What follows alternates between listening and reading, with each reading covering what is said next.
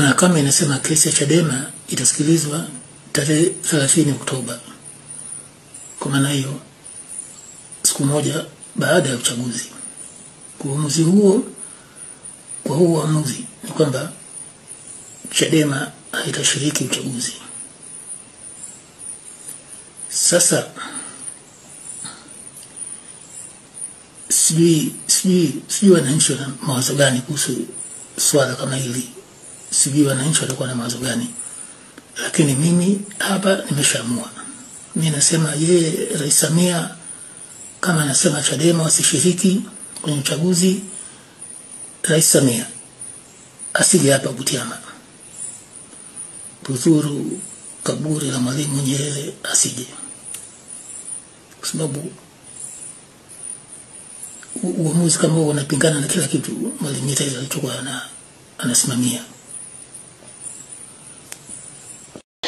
Bwana huyu ni ndugu yake na Mwalimu Julius Kambarage Nyerere amezungumza.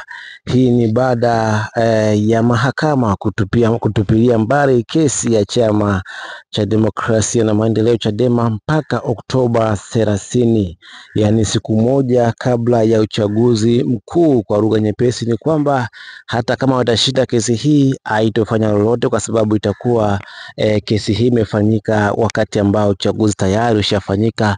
Ndipo ikamuibua huyu ambaye ni ndugu yake na Mwalimu Julius Nyerere na kuzungumza ujumbe huu mzito kwa Watanzania. Bila shaka taarifa kama hizi zinadhihirisha kwamba Watanzania wengi hawaridhishwi na kitu kinachoendelea dhidi ya Mahakama Kuu ambayo inaizuia Chadema kutoshiriki uchaguzi mkuu Oktoba 29. Mpaka wakati huu chama pekee ambacho kimeondolewa kwenye kinyang'anyiro hicho cha uchaguzi ni Chadema, lakini pia hata Luhaga Mpina ambaye alitakiwa kugombea katika chama cha ACT Wazalendo na yeye ametolewa, ana haki ya kugombea urais kwenye chama hicho.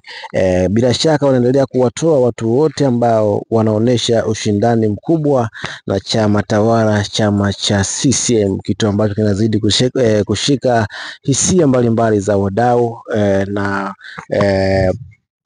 Watanzania kwa ujumla kuhusiana na mambo yanayoendelea kwenye hii nchi, hususan kwenye uchaguzi mkuu ambao tunakwenda kufanya tarehe 29 ya mwezi wa 10.